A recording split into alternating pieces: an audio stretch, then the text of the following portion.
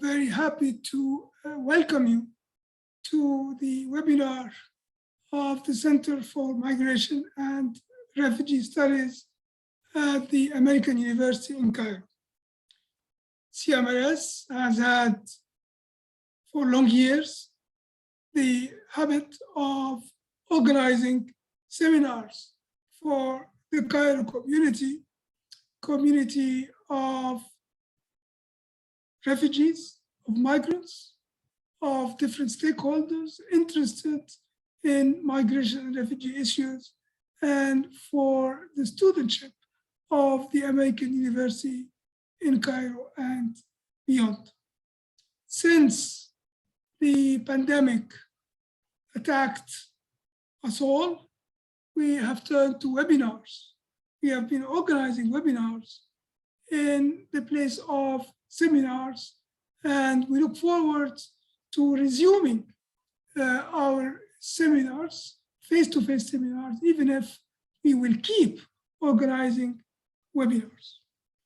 I'm very glad to welcome today to our series of webinars, to welcome a very good friend, an old and very good friend. Of course, she is young, but she is an old friend who is now representing the European Union in Egypt. In fact, she is a member of the delegation of the embassy of the European Union in Egypt.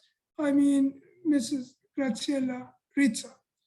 Graziella is a counselor in the European External Service, and she is the head in the delegation of Cairo, head of the section for human rights, civil society, gender, migration, security, and governance. She has a very complex and multifaceted file to look after. Graziella is, as I said, an old and very good friend. She has a deep and vast knowledge of the Middle East and North Africa, and I would say particularly of Egypt. She has lived for many years in Egypt in different capacities, and she has been involved in the policy file in Egypt, but she has also been involved in the policy, in the migration policy file in the DG, Director General for Home Affairs in the European Commission.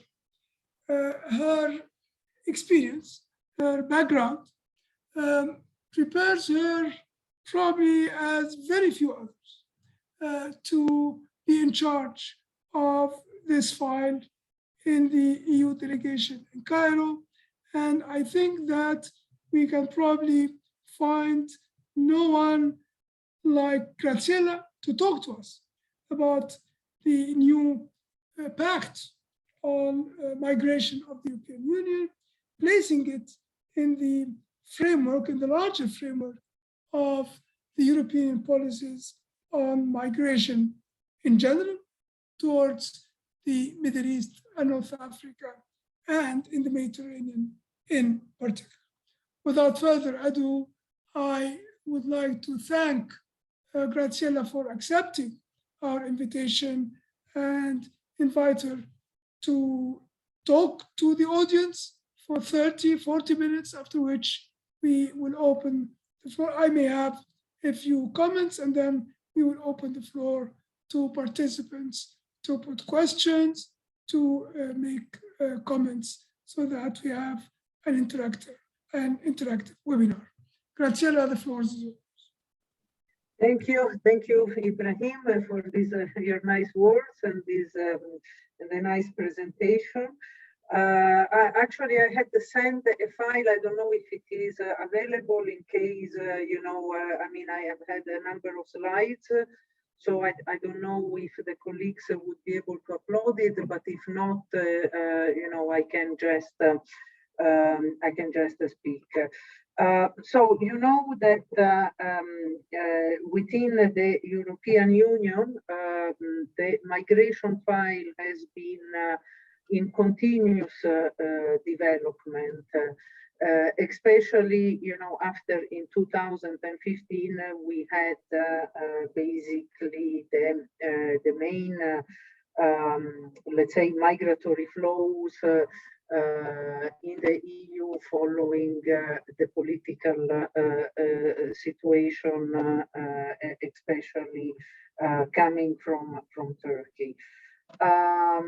We are currently in a process whereby the Commission has built upon the experience of the past, and basically there has been a double interaction, in the sense that we have, when we speak about migration, the political aspect, that it is as important as the operational part. So it's very difficult to detach the two. And I think that, you know, that is what makes it very complex. And even if in terms of overall funding and of, you know, migrants involved and resources, migration doesn't feature that heavily, but it features very heavily on the political agendas of all EU member states. That is why, you know, it is so high in our narrative. Now, I would like to refer to our president of the European Commission mentioned not long ago that migration has always been a fact for Europe, and it always be. It is time now to rise to the challenge to manage migration jointly with the right balance between solidarity and responsibility. I am really careful and stressing on each of those words because basically sometimes the narrative may be, okay, we need to stop migration. We cannot stop migration. Our commissioner for DG Home Affairs came recently to Egypt on the 15th of November. And she reinforced this political message. And she said that we need to manage migration in an orderly way. Migration is there to stay. There is another key word. The key word of this statement is jointly. Why jointly? Because in the EU, we have a joint responsibility with the member states that are fully responsible of their migration policies. And that is what makes it so complicated, because in the new pact of migration, there have been in the past 3 or 4 years very lengthy discussions at the political level on how we need to share the burden. How can we jointly, the member states and the European Union, address migration? What are we speaking about here? We are speaking about many things. We're speaking about building a responsibility, a balance between responsibility and solidarity. The European Commission is proposing a fresh start on migration, and this fresh start, it passes through building confidence through more effective procedures, and then striking this balance that I have already said between responsibility and solidarity. How can this be possible? Between a stronger trust fostered by better and more effective procedures. When we speak about the procedure, we speak also about, you know, the resettlement, the reception of the asylum seeker, you know, how do we get the asylum procedure for those that are entering. Then we speak about a well-managed Schengen and external borders, because all of that is quite well regulated. How can we ensure that we have, you know, procedures that are basically the same and that they are aligned? We are speaking about effective solidarity. When we speak about effective solidarity, that it's something quite complex in the EU. Why? Because if you have the majority of the migrants that are, for example, transiting or arriving to certain member states, and we can speak in particular about Italy, then many of them, they are resettled, maybe in France, maybe in Germany, but there should be a balanced responsibility, a balanced and effective solidarity among the member states. We cannot have one member or two member states taking the whole burden. We are speaking about skills and talents. What does this mean? That the new commission, the commission that it's not anymore new, will be setting soon up something that it is called talent partnerships, which means how can we attract skills and talents from the partner countries in a Europe that we know that it's going through the next decades, will be going through a demographic negative trend. In order to keep its competitiveness within the, let's say, the world economy, there is the need to have people that do certain kind of jobs. And that is what needs to be out of the skills and talent. Then there is also another dimension, that it is the deepening of the international partnership, which means what? How can we work better and work in a more aligned partnership way with partner countries? And that is where, you know, delegations can play really an active role in advocating for that. Because again, it's not a polarized approach when we speak about migration. We need to assume orderly migration in full partnership with partner countries in a two-way approach. Let me give you an example for Egypt. For example, the Egyptian Ministry of Immigration and Expatriate Affairs is building, let's say, a very active policy vis-à-vis to the Egyptian diaspora in order to better attract investment, to promote growth, and to address root causes of migration in Egypt. And I mean, I was really impressed to see what has been done in the past 2 years by the Minister Nabila Makram and her team, along with the other services. So that is what we are speaking about, the deepening international partnership. And then let's remember that in migration, you know, we cannot just sit down and then say and forecast everything from here to the next 6 years. We are having issues that are coming up every day. So we need to have to set in place a system that it is flexible and that is also resilient. Just to make an example, I mean, I don't know how many of you have heard lately about the issues of the migrants that were at the border between Belarus and Poland.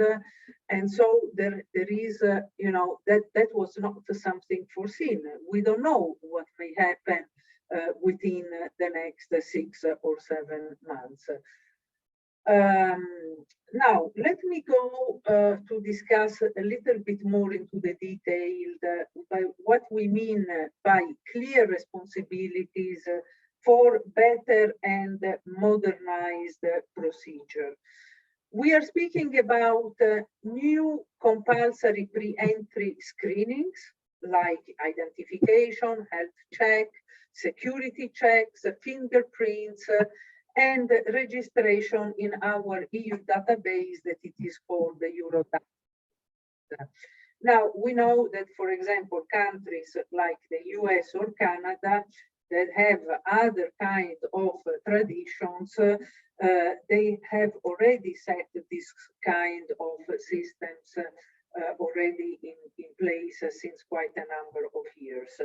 In the EU, we believe that in the new pact of migration, we have the opportunity of streamlining also this process, because when we take, for example, small member states, they may not have the same level of, let's say, knowledge or be equipped. So having a system that it is a unified one and that we have pre-screening processes, that it's of an added value. Then we speak about new, faster border procedures, followed where applicable by swift procedures to speed up decision making and make asylum procedures more efficient. What are we speaking here? We are speaking about basically to revise what in the past we used to call the Dublin regulations.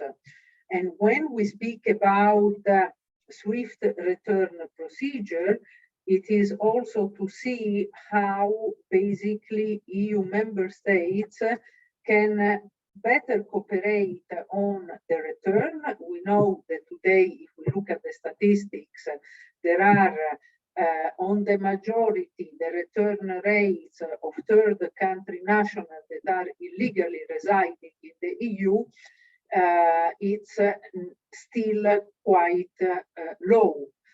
If we take Egypt, you know, we still have a number of Egyptian residents that are illegally residing with a return rate that decreased in the year to about 17%.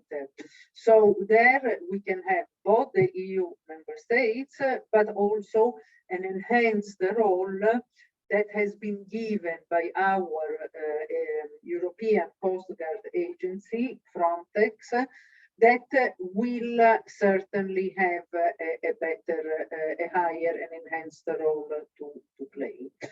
Then we are speaking about an integrated and more modern migration and border management systems, which means what? That the focus should be more on the applicants rather than the application to determine the responsibility of asylum claims. Because, you know, in the past, what we noticed at the EU level was that there was a differentiated process, that different member states were maybe addressing the same applicant, and so we were having, you know, a potential asylum seeker that was, you know, shopping around in the different member states, and that was not really the best modality. The other point is to deter unauthorized movements to other member states, to facilitate also relocation, and better monitoring of refugees, and track more support for voluntary departure and reintegration. Now, on this specific point, I think that in the past we have had really a good showcase via the EU-IOM joint initiative on return, which looked mostly at the return of third country nationals from the different partner countries. So, for example, I mean, there have been a lot of people that were taken from Libya back to their home countries, but also basically many of the voluntary departures that ensure the return of a third country national to their home country. And that was also done in particular in close cooperation with the EU member states. So that is something that I think it is important, because it's not simply the return part, but it is the return linked to the reintegration. So we need not just, we have a social responsibility of, you know, not just moving people back, but ensuring that, you know, they can start a decent life. Then we are speaking about legal guarantees via independent monitoring mechanism to ensure the respect of fundamental rights. And that, you know, we have various agencies that can work on that. We have the Fundamental Rights Agency that is producing regular reports. We have Frontex, and also we have the EU Agency for Asylum. And when we speak about EU Agency for Asylum, is EASO. Basically, as far as Egypt is concerned, Egypt has been the prime country of their intervention in the past 2 years, and I think that there has been a good start of the work of EASO as far as the external dimension. And just this afternoon, I was attending the EASO annual committee where all member states were present, and Egypt featured quite a number of times in the narrative as you know, a good start and as a further development. So I think that this is an important aspect, especially considering that if we look at Egypt, there is now the thought from the Egyptian government to think about an asylum, you know, let's say the drafting on an asylum law. Then for legal guarantees, it's also the individual assessment of asylum claims and essential guarantees to provide effective access to asylum, the right of liberty, the right of child, as the right to an effective remedy. Now, this covers the part of the responsibility. Now, let's go to the part of the solidarity. We are speaking about flexible options for member states' contributions, for relocation of recently arrived person, for return sponsorship, whereby a member state take over the responsibility for returning a person with no right to stay on behalf of another member state, and this has a cost.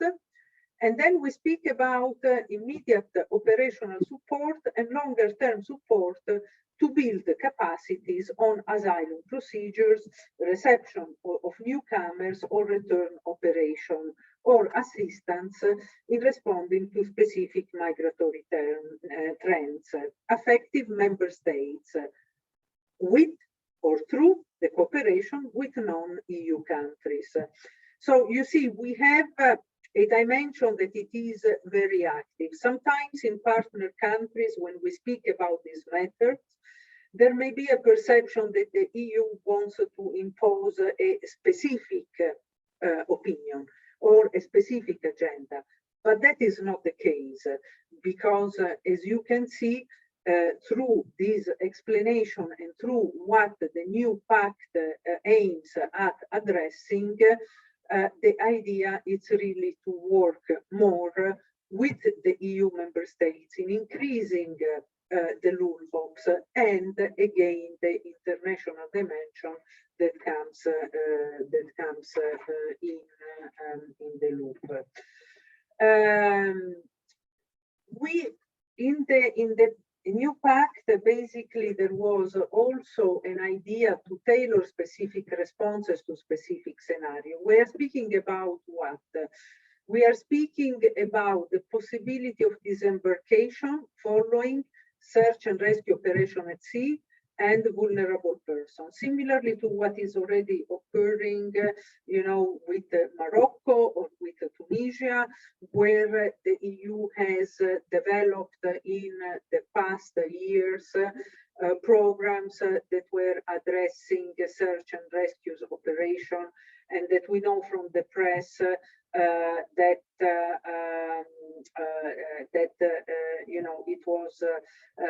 it has saved a certain number of lives. Then we speak about risk of pressure on a member state's migration management system. So we are speaking about here relocation to be extended to recognize the refugees, a contribution based on member states' fair share, and correction mechanism to grant effective support. Now, on this part, basically, there are certain, on a regular basis, declare the quotas from each member state on the number of migrants that they are willing to relocate. And those are then the basis that we all know are used to discuss with important partners on the ground, especially UNHCR. And then we have a situation of crisis where we can speak about the relocation extended to person in the border procedures, and those in an irregular situation, and those in an immediate needs of protection. Which means what, this specific thing? Like we have heard lately all what happened with Afghanistan, and basically what has been applied in the EU is basically this situation of crisis in order for the EU member states to receive a certain number of Afghans. So we are speaking about an inclusive approach whereby the new pact has not yet been fully endorsed, but that is also a positive sign, because when things are of a complex nature, they need to have more discussions, and basically that would then lead to an effective inclusion. The main issue in the big bureaucracy all over the world are never the ideas per se, but the ideas, if they are good, they need to be embedded and approved at the political level. Let me tell you a little bit more of a strong trust fostered by better and more effective procedures. Why are these important? Because we want to ensure good migration management and asylum procedure. Why? To address the adequate protection for migrants, an efficient operation of the system, and a credible application of the rules. When we speak about the new integrated procedure at the border, we are speaking about irregular arrivals, those that are apprehended within the territory, that both will lead to screening procedures through identification, health and check securities, individual assessments, and human rights monitoring, that then can lead either to a negative decision, therefore to border asylum, unsuccessful claim and return, or positive decision that will lead to normal asylum procedure, successful claim of international protection, and integration. And in all of that, there is a particular focus on the vulnerabilities, in particular for the unaccompanied children. The asylum law reforms in the EU that have been proposed in 2016 therefore are to be adapted to provide stronger rights and more efficiency. I have already mentioned the updated role of the European Agency for Asylum and the improved IT systems through the Eurodac. There is an important thing that the rules on which each member state is responsible for every asylum seeker should be adjusted to consider also the important things like people that already have a diploma from a member state that can provide a value added to the society, family reunification, the closure of the LULHOPs, and the fact that recognized refugees should benefit from free movements after 3 years and not 5 as it is now. Now, as far as the Schengen, the restoring of the Schengen benefits, we speak, the EU has launched at the end of 2020 a Schengen Forum, whereby there are regular meetings gathering the Ministry of Interior and Border Police to address LULHOPs and foster concrete cooperation, and a stronger program to support cooperation also by the Commission to help in internal border controls. And then there is the strategy on the future Schengen that is now under discussion. That the idea is basically to have a reform of the Schengen Borders Code and an improved evaluation mechanism. On the external border management, we have basically the European Border and Coast Guard Standing Corps that are being set into place, which has been a reinforcement of the European Border and Coast Guards with more than 1,500 border guards, part of the Frontex, and the information system on border and migration management, giving all border guards the information that they need to know all over Europe. And the idea is to set this in place by 2023. Then we have the European approach to search and rescue, because search and rescue is a legal obligation and it is a moral duty. We are speaking about 800 people saved at sea by member states and Frontex-led operation. And lately we have been having also the Libyan and Moroccan, especially coast guards that have been playing an important role. On the effective solidarity with member states with many arrivals, as I already mentioned, basically, I think the trigger is that the Commission determines that a national system is under pressure or at risk. Then the Commission sets out what other member states need to do to help the member states under pressure. And then other member states contribute through their fair share with a calculation method that is based 50% on the GDP and 50% on the population. And then there is a correction, if needed, with a legal confirmation. That explains, that it's quite easy to describe the mechanism, but it's more difficult to find an agreement on this specific point. As far as the relocation of people rescued at sea and vulnerable groups is concerned, the Commission is to set up a pool of pledges by member states, and if the pledges are not enough, then the idea is that the Commission has to convene a solidarity forum.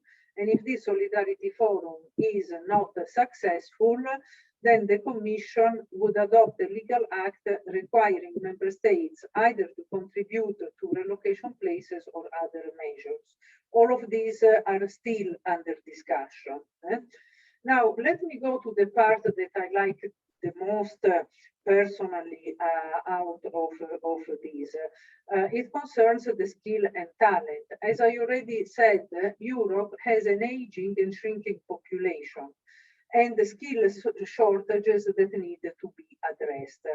So the EU needs to catch up with the global race for talent and attract more talent from abroad. Why? To become more competitive. How to do that? There are specific steps. One is the finalization of the Blue Card Directive to attract highly skilled talents. And I have been hearing about these for quite a number of years, and that directive was recently endorsed. Then revise the Single Permit Directive to simplify the procedure for low and medium skilled workers.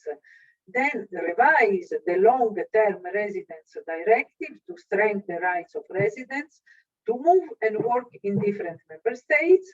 And then we have the talent partnerships, which means the setup of an EU talent pool to match skills worker. And here in Egypt, we have a very good program that we are implementing with GIZ, ILO, and IOM that in the near future would hopefully further feed this talent pool that it is in the new path.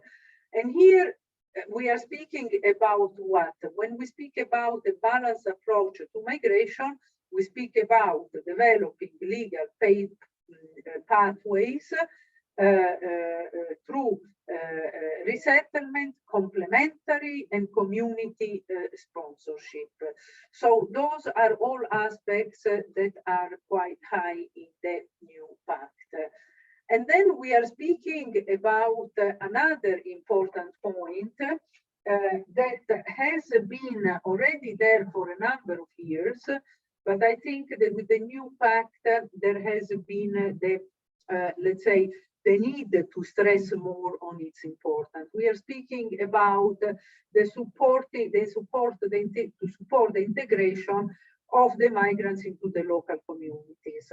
Now, what the Commission through DG Home is doing is basically providing to the member states a support through the Asylum and Migration Fund that is managed by the member states, and most, the entirety of these funds, they go in actions that aim to make this kind of support. That is basically addressing unemployment, trying to raise the skills, so work more on the training, how to ensure more social interactions, and the actions that are planned under the pact are an action plan on the integration and inclusion, a renewed European partnership for integration, and all of these including the views of the migrants in the development of policy through an expert group to advise the Commission. Now, on the international partnership, I have already spoken about this at the beginning, but here I would like to flag that it needs comprehensive. It needs to be balanced. It needs to be tailor-made with the key countries of origin, transit, and I would like to add also destination. So if we take a country like Egypt, Egypt now it's a country of transit, but it is also a country of destination. The number of Egyptian migrants that have left from Egypt, they are a irrelevant number. In the terms that since 2016, Egypt managed to close the borders. There are still a number of movements, but we are speaking about, 2,500 Egyptians that have been entered irregularly via third countries today. So here, when we speak about this comprehensive tailor-made partnership, we are speaking about bringing together a wide range of policies, which include education, development, visa, trade, agriculture, job creation, and then we speak about strategic, coordinated, and flexible use of EU financing tools. And that is what we are doing in Egypt. In Egypt, through the EU, we are setting the regular consultation meeting with EU member states to have a common approach, and we have built a common approach, and we are bringing together the different strengths of the Commission services in order to get exactly this done. And this implies the EU and the member states working hand in hand, because the needs are huge and we need to ensure that each one of us can give the appropriate support. And I am really proud today to represent the Commission and to say, well, in Egypt, we are doing that. And then there is a coherent migration approach at all levels, which is bilateral, regional, and global. And if we take into account the situation of Egypt, basically there are a number of important initiatives where Egypt is involved, like the Khartoum process, that is a regional project, but also the the role that Egypt is playing via the African Union. And at the global level, we are speaking certainly about the global compacts, both on migration and on refugees. So the stepping up of the cooperation, basically, if we would need to, let's say, summarize this, is support the other countries that are hosting refugees and host communities. Create economic opportunities close to home, especially for the youth. Fight migrant smuggling. That is a huge topic. And in the EU, basically, a few months ago, there has been the appointment of an EU coordinator on trafficking and smuggling. Then we have improved return and readmission, stepping up voluntary returns.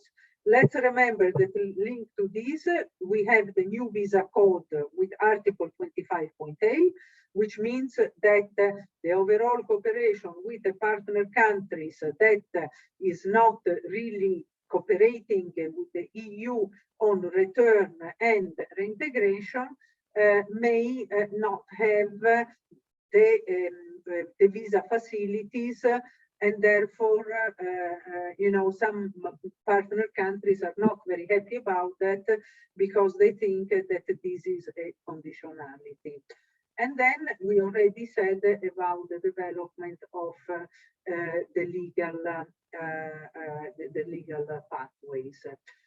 Now, the partnership in practice, we have basically a new action plan against migrant smuggling in the EU. And then we have also a new action plan against trafficking. And in particular with Egypt, we are closely working with the Egyptian National Council for trafficking.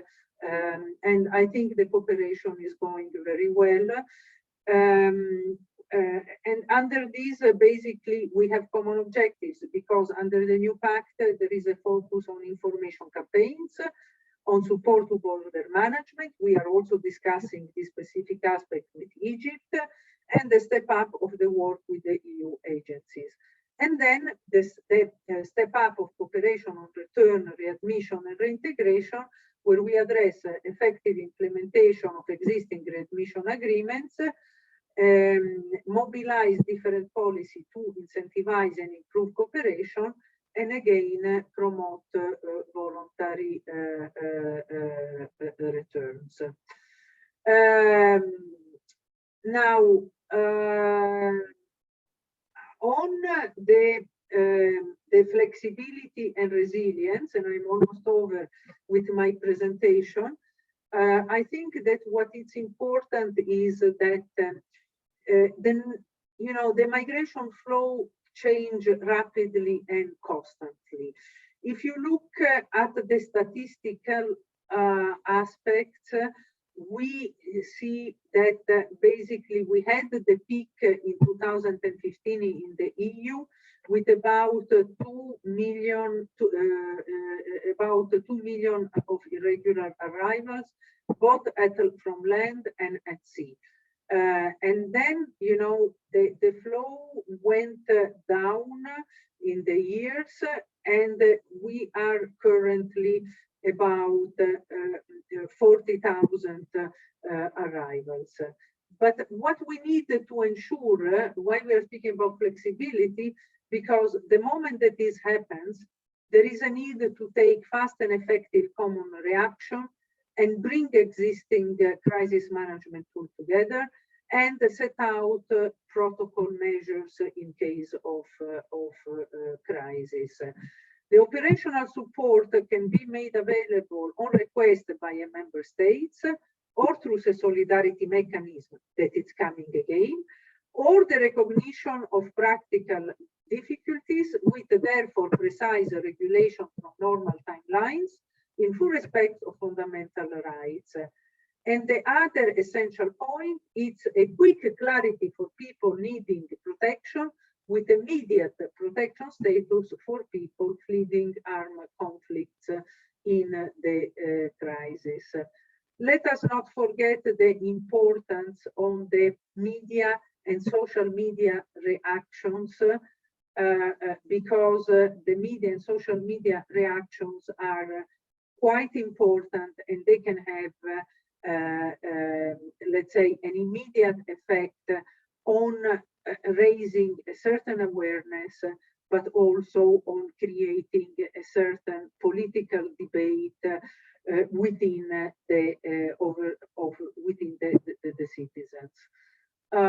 So I think that I have been a little bit longer. I have taken 10 more minutes, Ibrahim, from the time, maybe 20, from the time you have given me, but I am over with my presentation.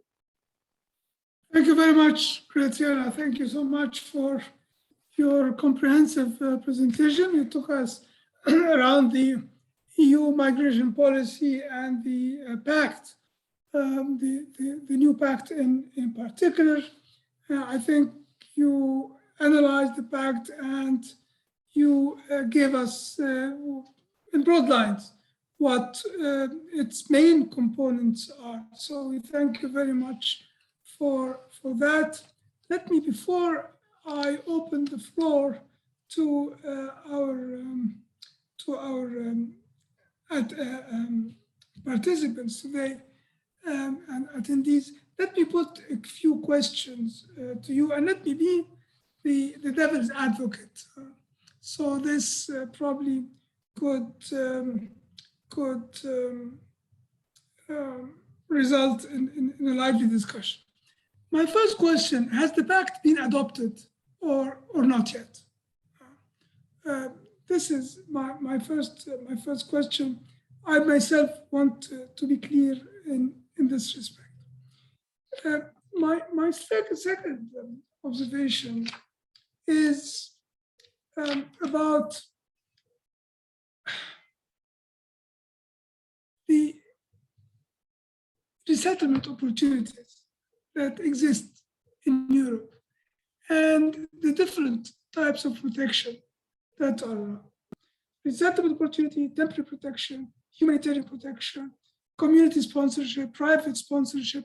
What is it exactly that is envisaged today in the European Union for conventional refugees and for other asylum seekers or for other populations of concern? You talked about responsibility and solidarity. There is solidarity, two types of solidarity to me, frankly. Solidarity among members of the European Union, member states, and then solidarity with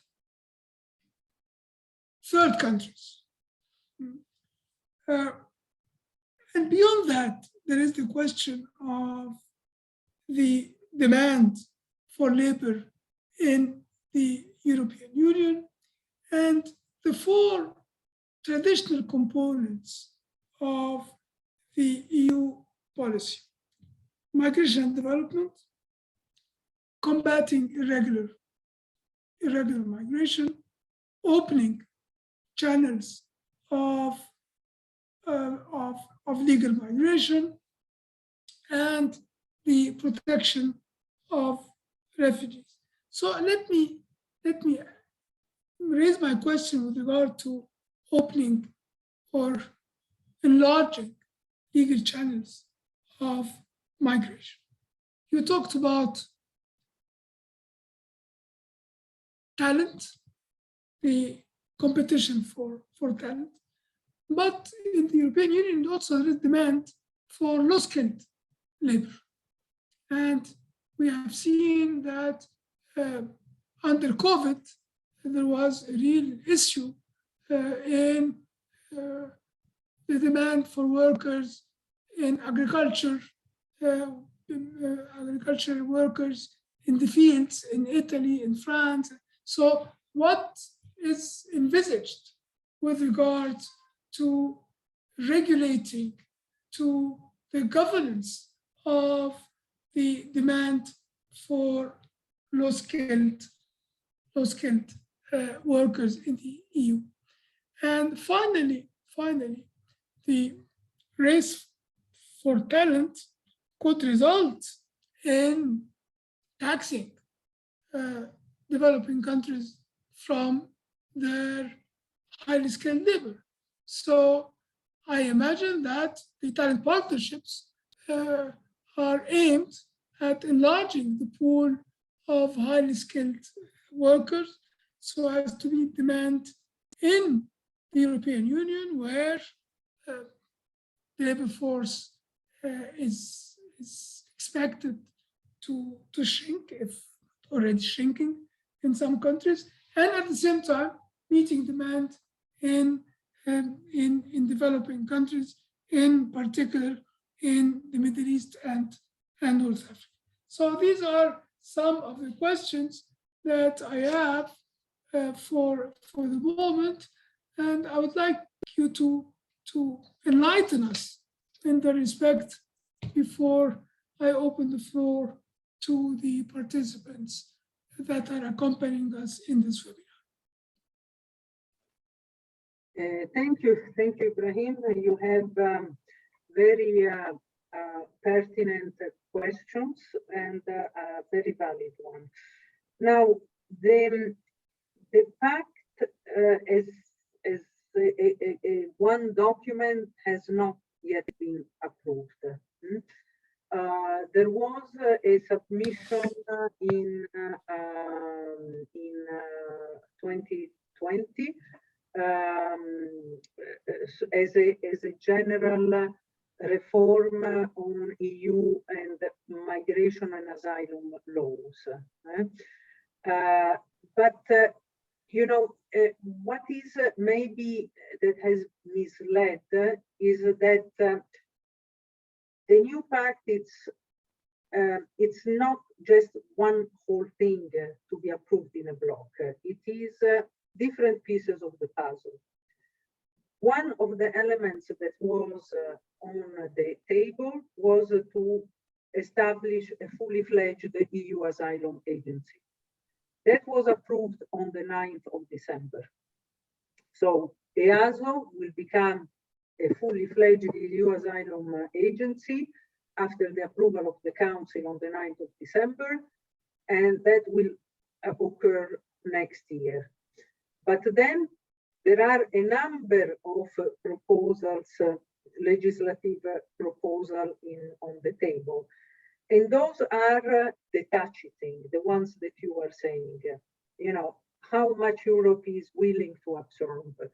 That is, how can we replace the Dublin system with a new asylum and migration management system? That is where the real problem rests at the EU level, and for which the discussions are still ongoing. When we speak about the legislative proposal for temporary and extraordinary measures, that is again a touching point. There is also another point that it is linked, it's very technical, but it is a part of the whole process, that it is how to enforce the Eurodac regulation. Now, the work at the technical level is going on, but there is still no immediate resolution. So you ask my opinion, how fast this could go. I think it would take some time, and there would not necessarily be a clear-cut response. For the time being, maybe there is still the need of further discussions and further reflection because of the political willingness. When you speak about the low-skilled, I mean, currently there are some needs. So how will this be regulated? Do we have a set system? No, the system is not yet there. So that is why waiting for this to be placed, the Commission said, okay, let's go for this talent partnership. But the talent partnership do not necessarily include the unskilled labor. But for example, with Morocco, the EU has set up quite of a successful project, so Morocco and also Spain, where there is some unskilled seasonal workers, that go to Spain and then come back to Morocco. But it's yet not regulated. There are, I mean, how big is the appetite of the EU to get workers, and how many? And that's yet it's not there. So when you look at the statistics, and I still remember, a couple of years ago, I was at the presentation with Ralph Reynolds, and he said, look, we know that today the EU is having 2 million work visa issues. So what do we need more? And then I went to check, and the majority of these visa issued, that was like 3 years ago, they were they were issued by Poland to get the Ukrainians, the people from Ukraine, to work. So if we are opening to partner countries, and I am thinking more about the Northern Africa, I mean, shall we continue to speak about 500 Egyptians in 3 years? That it's a drop in the ocean, that it's not a structural response. So the question is, today, there is not yet a clear-fledged answer.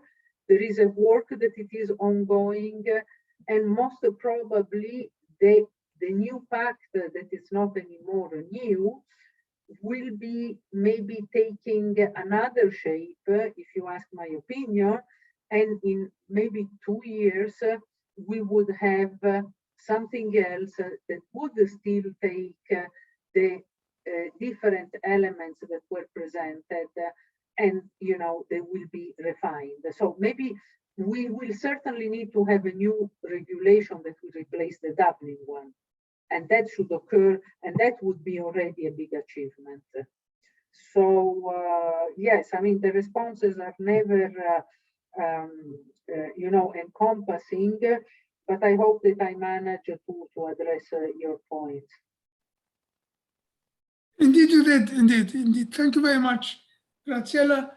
Let me now turn to the attendees and encourage them to raise questions, put questions to Graziella or to make comments. The floor is yours.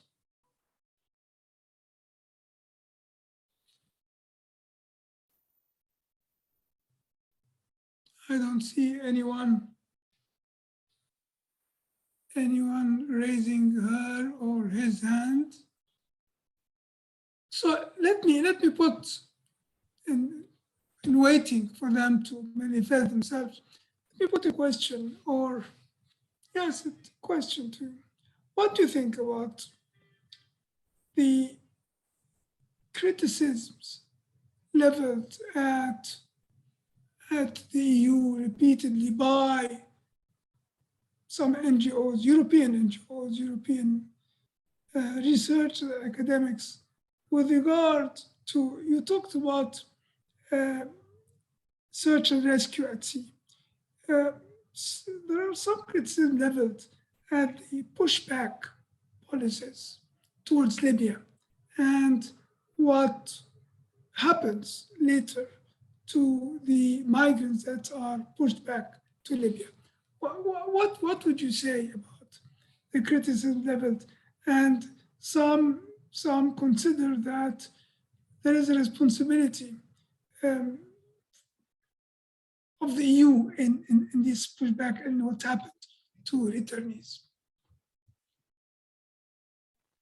Well, that's, I have lived the moment where the policy was on the making and I was in Brussels. And the reflection and the worries you have raised were discussed at length within the Commission and the Council and the External European Service. And the question was, one, what are you going to do?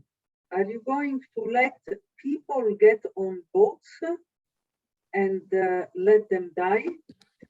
I mean, let's remember what has happened on a regular basis with the number of people that kept drowning. So there, the question was, do nothing and let to have a high human cost,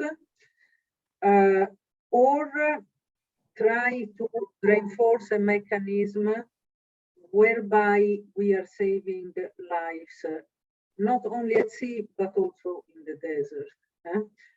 And I mean, if you look now, I don't have in mind the latest statistics, but when we look at the number of lives that have been saved, I think we were speaking about 120,000 lives of people that were rescued at sea. And I remember that at that time it was the Malta Declaration. One of the main objectives was to break the smugglers' business model. I think that that was that we managed to do that.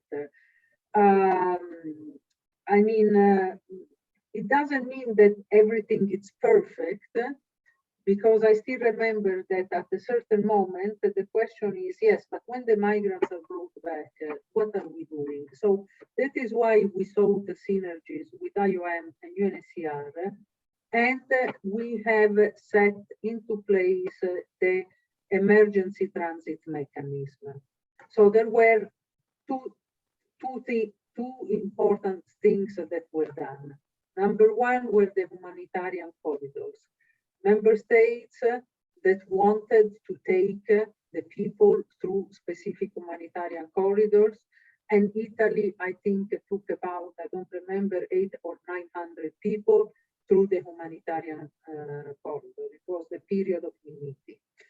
Then you had the emergency transit mechanism whereby those people were taken and sent to Rwanda or Niger, and there were facilities that were managed by UNHCR, and in those facilities people were waiting to be resettled, you see. So that is the second one. The third one was to open centers that were not detention centers, but they were centers that were under the wing of UNHCR. And I think you know quite well Vincent Cochetel, and he was among the ones that were very active in, advocating it. It doesn't mean that we sorted out the whole problem or that the situation is far from perfect, because the other point that some NGOs raised was the fact that how are you training these guards, especially the Libyan ones, how you ensure. So there was a whole also vetting procedure behind that, but stated that I think it is extremely important that those kind of NGOs continue to be alert and continue to advocate and be vocal, because if this is not there, that would not necessarily push the Commission to do a better work with the member states, and then try to address the different aspects, because Libya is an issue because of the current situation. But I mean, we started doing the same kind of approach with Morocco and Tunisia, and in that case, it has been working much better, you see. But because the situation in those countries are not as difficult as in the Libyan context. So the criticism is there, it must be there. The Commission is a democratic institutions, and we are there to be à l'écoute also, and especially of those that are monitoring our work. It is a reassurance of a democratic process.